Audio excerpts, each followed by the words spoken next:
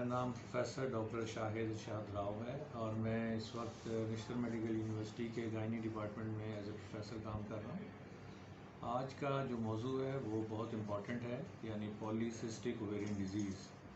Polycystic ovarian disease आजकल हमने देखा है कि यंग गर्ल्स में और जो बांझपन यानी इनफर्टिलिटी का शिकार ख़वातीन हैं उसमें बहुत कॉमनली पाया जाता है।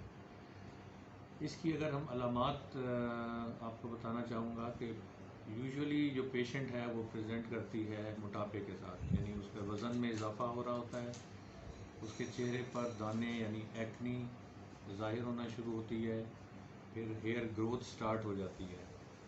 इन तमाम चीज़ों के साथ साथ फिर उसको मेंस्ट्रुअल प्रॉब्लम स्टार्ट होती हैं, यानी जो माहवारी है वो इर्रेगुलर होना शुरू हो जाती है। समटाइम्स वो 2 महीने बाद, समटाइम्स वो 3 महीने बाद आना शुरू हो जाती है। और साथ साथ जो मेंस्ट्रुअल फ़्लो है, यानी डेली जो माहवारी आती है उसका फ़्लो भी कम होना शुरू हो जाता है। तो ये कॉमन प्रॉब्लम्स हैं, सिम्टम्स हैं जो कि पॉलीसिस्टिक ओवेरियन डिज़ीज़ में पेशेंट्स में देखने में आती हैं। बहुत सारी यंग गर्ल्स जो हैं वो प्रेजेंट करती हैं अमूमन मोटापे के साथ और मेंस्ट्रुअल प्रॉब्लम के साथ कि उनको मेंसेस ठीक नहीं आ रहे होते। जो शादीशुदा ख़वातीन हैं उसमें साथ ही ये प्रॉब्लम आती है कि जी प्रेगनेंसी नहीं हो रही होती।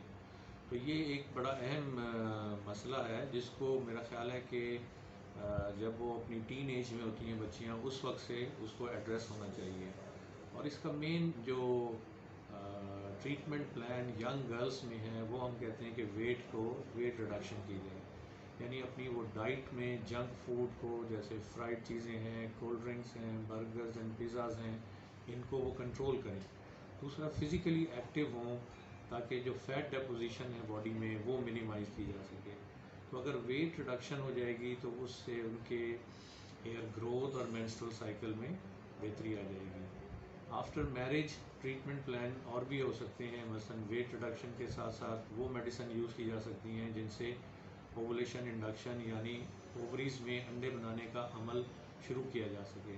क्योंकि पॉलीसिस्टिक ओवेरियन डिज़ीज़ में जो ओवरीज़ हैं उसमें अंडे जो हैं वो नॉर्मल साइज़ के नहीं बन रहे होते, अमूमन छोटे बनते हैं। और जब एग्स छोटे बनते हैं तो फिर मेंसेस भी डिस्टर्ब होते हैं और प्रेगनेंसी भी नहीं होती। यहाँ एक इम्पॉर्टेंट बात जो मैं कहना चाहूँगा पॉलीसिस्टिक ओवेरियन डिज़ीज़ की ट्रीटमेंट के हवाले से, कि जब यंग गर्ल्स अमूमन जब मेंस्ट्रुअल प्रॉब्लम के साथ आती हैं और उनकी जो पेरेंट्स हैं वो वरिड होते हैं, उनके मेंसेस जो 2 से 3 महीने नहीं आते, तो उसमें ये नहीं होना चाहिए कि वो वाली मेडिसिन स्टार्ट कर दी जाए मेंसेस रेगुलर करने के लिए, कि हर महीने उनको हार्मोनल ट्रीटमेंट दी जाए साइकिल लाने के लिए, क्योंकि ये एक टेम्परेरी ट्रीटमेंट होता है।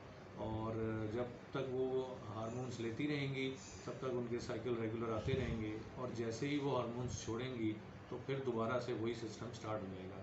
लेकिन इसका जो इम्पैक्ट, नेगेटिव इम्पैक्ट ये आता है कि एक साइकिल स्टार्ट हो जाता है कि जब तक वो हार्मोन्स ले रही होती हैं साइकिल तो रेगुलर हो रहा होता है, लेकिन साइमल्टेनियसली साथ साथ उनका वेट गेन हो रहा होता है, जो कि इस प्रॉब्लम को मज़ीद ख़राब कर सकता है। तो जो लेटेस्ट रिसर्च है उसके मुताबिक अगर एक बच्ची को साल में 3 से 4 दफ़ा मेंसेस खुद से आ जाते हैं तो उसको मज़ीद मेडिसिन खाने की ज़रूरत नहीं है। हर महीने मेंसेस लाने के लिए हार्मोन्स लेना नुकसानदेह है। तो अगर किसी बच्ची को 2 से 3 महीने बाद खुद ब खुद मेंसेस आ जाते हैं तो फिर हमें उसके लिए हार्मोन ट्रीटमेंट देने की ज़रूरत नहीं है।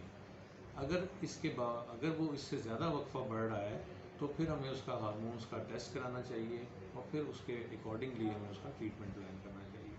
Thank you very much.